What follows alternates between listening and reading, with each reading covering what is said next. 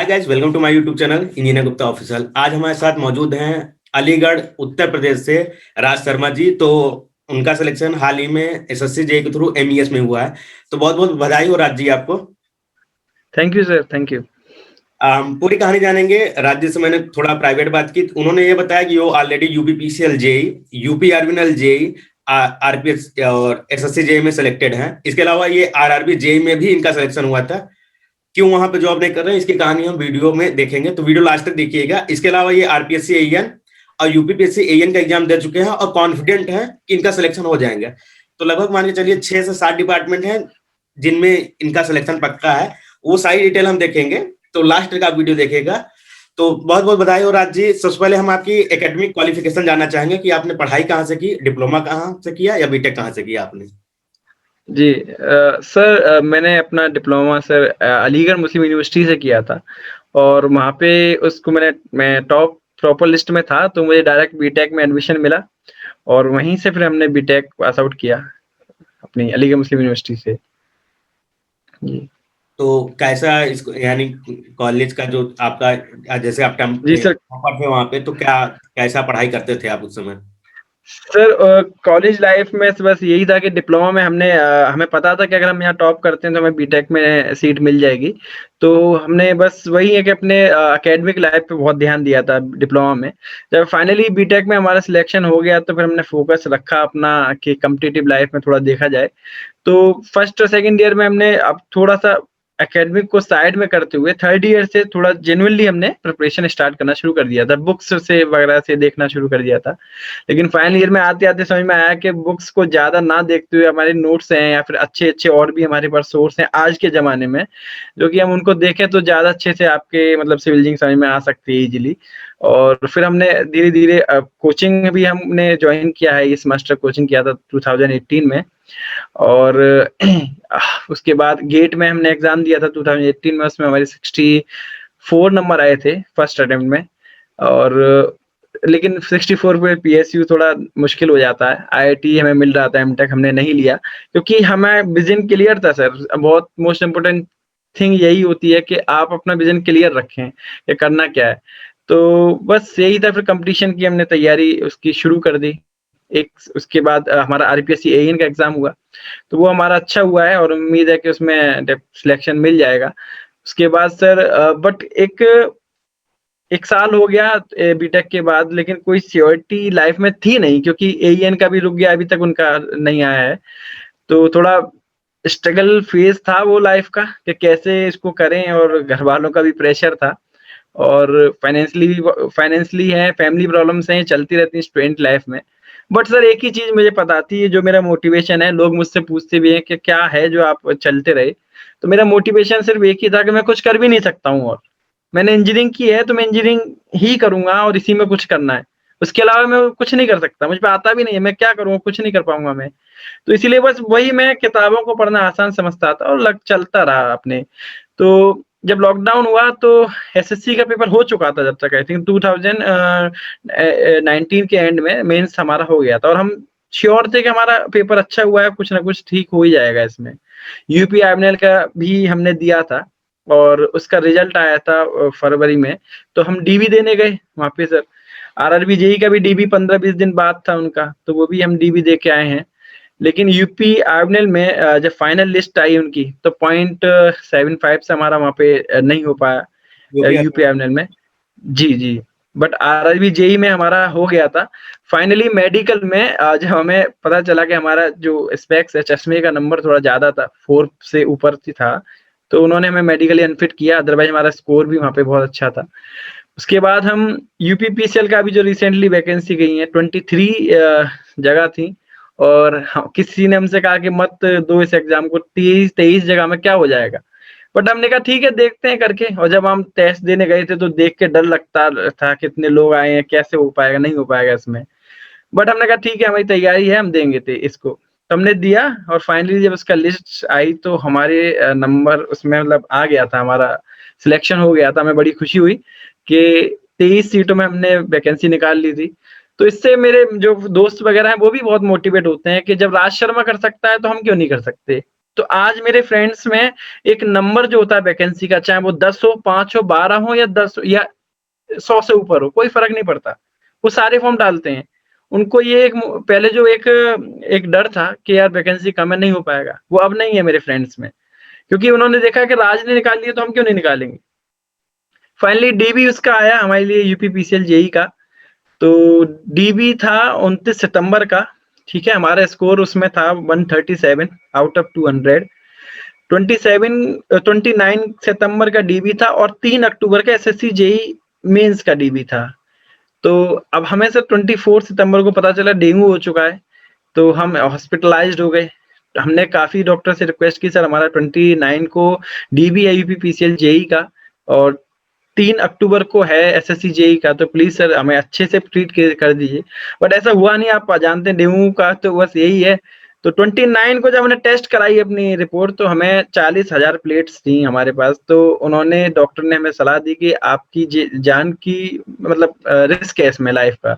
तो अब देख लो, इससे अभी अगर नहीं जाते हो तो ये हम आपका ट्रीटमेंट तो कर ही रहे हैं। एसएससी जो आपका सेकंड है, एसएससी जेई जो बता रहे हो आप, उसका दे लेना। तो हमने फिर वो ड्रॉप कर दिया।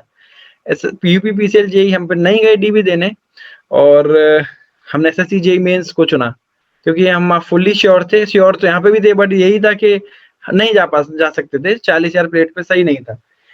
फाइनली हमने एसएससी जेई मेंस का किया और हमारा वहाँ सिलेक्शन हो गया। यूपी पीसीएल की जब लिस्ट आई फाइनल, तो उसमें कट ऑफ गई थी 132, जबकि हमारा स्कोर था 137। अगर हम चले जाते तो अपर लिस्ट में ही आते। तो ये बड़ा थोड़ा रिग्रेट होता है आज भी, बट कोई नहीं, ऊपर वाला जो करता है ठीक ही करता है। फाइनली एसएससी जेई मेंस का रिजल्ट अभी आया है कुछ दिन पहले और उसमें हमारी सिलेक्शन हो गया है। मिलिट्री इंजीनियरिंग सर्विसेज में हमारा डिपार्टमेंट अलॉट किया है। और उसके बाद भी हम रुके नहीं थे आप, क्योंकि हमने बीटेक किया था। अगर उसको हम क्लेम ना करें बीटेक को, तो थोड़ा एक अफसोस रहता। तो हम उसको भी फिर हमने 29 दिसंबर को, मेरे ख्याल से ये रहा था एसएससी जेई मेंस, और एई का कुछ पता नहीं था कब होना है, लेकिन हम करते रहे थे उसकी प्रिपरेशन। और फाइनली यूपीएई अभी हुआ है और हमारी प्रिपरेशन बहुत अच्छी थी। हमारा स्कोर जो आंसर कीज आई है कोचिंग वगैरह की, तो 510 के आसपास हमारा स्कोर है। तो हम खुश हैं अपने स्कोर से और हमने तैयारी की है। तो हमने अपना जितना भी हम दे सकते हैं एफर्ट हमने फुल दिया है अपना।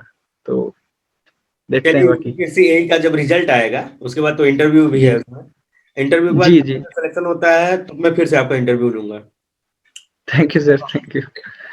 जी सर। इसके अलावा आपने अभी कुछ सोर्सेज के शुरू में बात की थी कि हमने कुछ, तो अब तो जी सोर्सेज उपलब्ध हैं मार्केट में, इतने जी ज्यादा सोर्सेज हैं, स्टूडेंट कंफ्यूज रहते हैं। तो जी जी राइट सोर्सेज क्या है वो आप बताने की कृपा करें। सर, देखिए क्या है कि आप अगर पढ़ने जाओगे तो सिविल इंजीनियरिंग एक समुंदर है, बहुत ओशियन टाइप का है, बहुत सारा उसमें है मटेरियल। बट क्या है कि जब आप, ये चीज सर प्रैक्टिस से आती है कि जब आप क्वेश्चंस करते जाओगे तो आपको एक पता चलेगा कि ये जो एग्जामिनर है ये पर्टिकुलर एरिया से क्वेश्चन देते हैं। ऐसा नहीं, वैसे आजकल तो क्वेश्चन कहीं से भी आ जाता है, बट क्या है कि मैक्सिमम टाइम पे आप पहले जो जनरली आता है एग्जाम में उसको तो सॉलिड कीजिए। उसके बाद जब आप सॉलिड हो जाएंगे, उसके बाद जाइए। जैसे फॉर एग्जांपल एयरपोर्ट है, अब एयरपोर्ट का क्वेश्चन मतलब कम ही आते हैं। अब एयरपोर्ट अभी करने से क्या फायदा, पहले इजी जो मतलब जो ज्यादा स्कोरिंग सब्जेक्ट है उनको उठा लीजिए। तो सर अब सवाल ये होता है कि कहाँ से पढ़ें फिर। अगर हम किसी कोचिंग के नोट से पढ़े तो वो भी अपने आप में बहुत ज्यादा है, या किसी बुक से पढ़े तो वो तो बहुत ज्यादा। प्रोफेसर प्रोफेसर तो बनना नहीं है हमें, हमें ये गवर्नमेंट जॉब ही तो निकालनी है। तो सर मेरा मानना ये है कि आप एक बार नोट्स को गो थ्रू कर लें, उसको पढ़ लें अच्छे से। चाहे वो कहीं से भी ले लें आप, चाहे किसी कोचिंग के ले लें। देखिए कोई भी कोचिंग खराब नोट्स नहीं देगी आपको, नोट्स उसने मेहनत करें वो भी अच्छी नोट्स होते हैं। डिपेंड कहाँ कर जाता है आप पढ़ कैसे रहे हैं उनको। तो आपने मान लिया एक बार पढ़ लिया, एक बार मैंने इसलिए बोला है कि आपको समझ में आ जाए कि हम ये चीज है क्या। अब जब आपने पढ़ लिया उसके बाद, जैसे मेरा तो ये रहा था कि मैंने कोचिंग के नोट्स पढ़ लिए थे, एक दो तीन बार पढ़ लिए थे। उसके बाद हमने उठाई सर सिविल बूस्टर, किसी ने सजेस्ट किया था, एक्चुअली सुरेश सर ने ही किया था। उन्होंने हमें अपनी फ्री सैंपल कॉपी भेजी थी एरर चेक करने के लिए कि जरा देखो इसमें एरर तो नहीं। तो हमने देखा उसको और हमें अच्छा लगा बिल्कुल, उसका कंटेंट बहुत अच्छा लगा। एरर थे, हमने उनको सर को भेजा भी था। तो आज तो खैर वो एरर फ्री हो गई है बुक बहुत ज्यादा। तो सर सिविल बूस्टर उस वक्त में हमने लिया था, सबसे ये आई थी मेरे ख्याल से, हमने फर्स्ट मंथ में ही ले लिया था इसको जब ये लॉन्च हुई थी। और करते जो भी क्वेश्चन हमारा गलत होता था सर, हम लिटरली बता रहे हैं, जो भी क्वेश्चन हमारा गलत होता था, चाहे वो टेस्ट सीरीज में हो, चाहे यूथ कंपटीशन की बुक्स में हो या कहीं और हो, हम वो क्या करते थे, वो क्वेश्चन अपने बूस्टर में लिख लिया करते थे। ठीक है? तो उससे क्या होता था कि वो आपकी बूस्टर ऐड होती जा रही थी। हर दिन आपकी बूस्टर एक नई बनती जा रही थी। और करते सर हमारे पास 7-8 महीने में बूस्टर को हमने इतना पढ़ लिया था कि हमारे एक तो बूस्टर में लिख बहुत लिया था हमने एक्स्ट्रा, और काफ़ी कुछ उसमें से मुझे नहीं लगता था कि कोई चीज़ बची थी उसमें, या फिर हमें कोई भी नई चीज़ याद आती थी तो एक पेज उसमें लिख के लगा लेते थे उसमें बूस्टर में। तो सर आज अगर मैं अपनी बूस्टर को देखता हूँ तो मेरी बूस्टर बहुत स्ट्रॉन्ग है आज के देखते हुए। और तो सर बस यही है, बार-बार पढ़ा था मैंने। अब आप कोई भी बुक है, अगर एक बार पढ़ेंगे तो सर वो ज़्यादा समझ में नहीं आएगी। एक बार में मुश्किल से 10% 20% ले पाएँगे। बट सर मैं आपको लिटरली बताऊँ, मैं अपनी बूस्टर को करीब एग्ज़ाम यूपीएई के लास्ट दिन तक अगर हम बात करें, एक वैसे लास्ट दिन हमने नहीं पढ़ा था, 1 दिन पहले तक की बात करें तो 40 टू 45 टाइम्स हमने वो बुक पढ़ चुके थे बूस्टर को। ये हमारा ये तो मेरा ही है, मेरा फ्रेंड भी है, उसने भी सर 50 के आस-पास टाइम्स को बुक्स बूस्टर पढ़ लिया था उसने। तो ये है कि जितना आप पढ़ेंगे, सेटल होना बहुत ज़रूरी है। आप पढ़ तो कहीं भी लेंगे आप, लेकिन 1-2 बार से कुछ नहीं होना। वो जितनी भी आप जब एग्ज़ाम दे रहे हो और क्वेश्चन आपके आ गया, तो वो पेज आपके दिमाग में आ जाए कि ये उस पेज पे है, और तुरंत आप क्वेश्चन मार देंगे। तो बस यही है सर कि बार-बार उसको पढ़ने से ही आपके दिमाग में सेटल चीज़ होंगी, और सर सेटल नहीं होंगी तो वो नहीं हो पाएगा। और ये भी है कि कॉम्पिटिशन जब निकलने पे आएँगे तो सर सारे निकलते चले जाते हैं। तो बस यही सर मेरे साथ हुआ है। जब नहीं निकला था तो कुछ भी नहीं निकला था। आरआरबी, एसएससी और जी, जी, आपके जी। अनुसार यूपीपीएससी एई और आरपीएससी एई, जी, यानी 6 एग्जाम जी, लगातार जी, जी, सिलेक्शन। जी, जी। अब वो तो सुबह से वही है। कुछ मैं जानना चाहूंगा कि एक होती है फुल लेंथ नोट्स, उसके जी, बाद होती है शॉर्ट नोट्स। नोट्स या आप जी, सिविल बूस्टर पढ़ लें, दो में एक चीजें। जी, जी, तो जी। किसे आप प्रिफर, फुल लेंथ नोट्स आपने कैसे बनाया? कोचिंग आईएएस मास्टर पे आपने किया तो वहीं से बनाया या खुद से भी बनाया? जी सर, फुल लेंथ हमारे सर वहीं से कोचिंग में ही हमारे बन चुके थे। तो जब हम घर पे उनको लेके आए कोचिंग से, हम उनको पढ़े। हमने जैसे पहले ही हमको बोला कि आपको फुल लेंथ पढ़ना ही पड़ेगा, ऐसा नहीं कि डायरेक्ट आपने सिविल बूस्टर उठा ली। उसमें भी तो कोई चीज़ ऐसी उन्होंने दी है सुरेश सर ने कि आप उसको नहीं समझ सकते, जब तक उसके बैकग्राउंड की चीज़ें नहीं पता होगा। तो 2 या 3 बार तो एक बार पढ़ लो, कोई ज़्यादा बड़ी बात नहीं है, 10 से 12 सब्जेक्ट ही तो हैं। तो आपने पढ़ लिया तो अब मैक्सिमम 20 दिन में खत्म हो जाएगा, 20-22 दिन में। तो हमने 2 या 3 बार पढ़े थे, तो हमने जब बूस्टर पढ़ी तो बहुत ईज़िली, बहुत तेज़ी से खत्म हुई थी बूस्टर। इसीलिए हम बोल पा रहे हैं कि हमने 40 से 45 बार बूस्टर खत्म की थी एग्ज़ाम से पहले। तो इसीलिए हमें बहुत ज़्यादा दिक्कत भी नहीं हुई थी यूपीए के एग्ज़ाम में। बहुत अच्छे से हमारा पेपर रहा, पहला भी और सेकंड तो और अच्छा रहा। हमने 1 घंटा 45 मिनट में पेपर कर लिया था पूरा। और हमारे इंजीनियरिंग में जो है 200 मतलब 300 की इंजीनियरिंग आई थी। 300 में से हमें 260 नंबर हैं उसमें, और 97 हमारा अटेम्प्ट था आउट ऑफ 100। 3 क्वेश्चन छोड़े थे बस। तो वो सारा बूस्टर है, और सबसे अहम सर क्वेश्चन बैंक है आपका। बूस्टर तो आपने पढ़ लिया, थ्योरी कैसे करें? दिमाग सेट सेट कैसे होगा? तो सेट होती है क्वेश्चन लगाने से। तो एई का था। अब एई की बेस्ट चीज़ हमें लगा सर, आपका ये यूथ कंपटीशन का है, 3780 क्वेश्चन बैंक आता है। तो ये हमने लगाया था, और इसको भी ज़रा ऐसा नहीं कि एक ही बार लगा के चले गए, इसको भी कई बार लगाया था हमने। करीब मेरे ख्याल से 16 हमने गिना भी था एक्चुअली हमने, कि क्योंकि हमारे आईएएस मास्टर में एक लड़के ने इंटरव्यू दिया था, उसने गिन के बताया था हमें कि हमने 30 बार लगाए हैं आईएएस मेंस के, तो हमने भी गिना था अपना। तो हमने यूथ कंपटीशन के जो क्वेश्चन है 16 बार लगाए थे। तो जी, तो उससे फ़ायदा ये हुआ, 30 से 40 क्वेश्चन डायरेक्ट आए हैं, आप देख सकते हैं। यूज़ 3780 वाली जो बुक है ये यूथ वाली, उसमें और एई का पेपर मिला लीजिए, 30 से के आस-पास क्वेश्चन मिल जाएँगे आपको, आस-पास एरिया से डेफ़िनेटली मिलेंगे। तो ये सर एक है तरीका करने का। सिविल बूस्टर तो अपने आप में खुद नोट्स सेल मतलब शॉर्ट नोट्स ही है वो। तो बस यही है कि एक बार कंक्लूज़न अगर मैं करूँ तो एक बार आप जब स्टार्ट कर रहे हैं इंजीनियरिंग को, तो 3 बार पढ़ लो जो आपके नोट्स हैं, किसी भी कोचिंग के ले लो, जो मन करे उसके।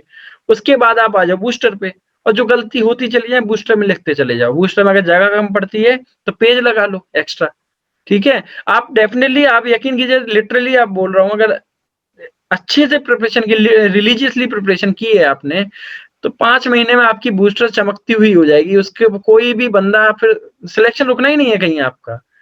तो ये मेरी सर स्ट्रैटेजी रही थी उसमें। और एक अच्छी बात ये थी, मोटिवेशन ये था सर मेरा कि जब किसी के जानने वालों के सिलेक्शन होते थे, तो बस ये था कि मैं उनको देखता था और जो एक एनर्जी जनरेट होती है सामने वाले को देख के, चाहे वो किसी का भी हो। तो जैसे आप ही वीडियो डालते थे पिछले साल, तो आपकी वीडियो को देखता था तो एक एनर्जी आती थी। अब उस एनर्जी को कैसे यूज़ कर रहे हैं हम पे मैटर करता है। तो मैंने उस एनर्जी को किताबों में लगाया। तो उसका फ़ायदा हुआ सर कि कहते हैं ना अपनी बारी आएगी।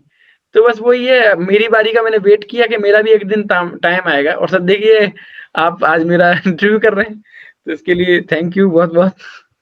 तो बस यही है सर, पेशेंस है, बहुत ज़्यादा पेशेंस रखना पड़ता है कि स्टूडेंट को, क्योंकि आजकल एक तो एग्ज़ाम भी थोड़ा-सा लेट हो जाता है, तो लेकिन पेशेंस नहीं खोना है, ठीक है?